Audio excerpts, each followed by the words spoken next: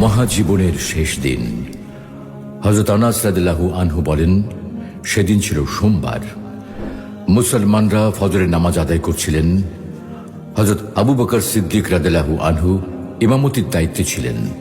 হঠাৎ নবী করিম সাল্লাল্লাহু আলাইহি ওয়াসাল্লাম আয়েশা সিদ্দিকার হুজরার পর্দা সরালেন এবং সাহাবাদের কাতার বাঁধা অবস্থায় নামাজ আদায় করতে দেখে মৃদু হাসলেন।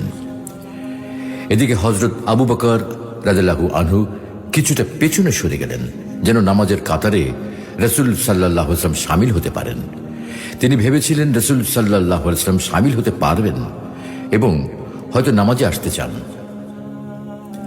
হযরত আনাস রাদিয়াল্লাহু আনহু বলেন, হঠাৎ করে নবী করিম সাল্লাল্লাহু আলাইহি ওয়াসাল্লামকে দেখে সাহাবারা এত আনন্দিত হলেন যে নামাজের মধ্যেই ফিতনায় পড়ে যাওয়ার মতো অবস্থা হলো। অর্থাৎ তারা নামাজ ছেড়ে দিয়ে নবী করিম সাল্লাল্লাহু আলাইহি ওয়াসাল্লামের শারীরিক অবস্থার খবর নিতে চাচ্ছিলেন। কিন্তু রাসূল সাল্লাল্লাহু আলাইহি ওয়াসাল্লাম হাত দিয়ে সাহাবীদের ইশারা করলেন তারা যেন নামাজ পুরা করে।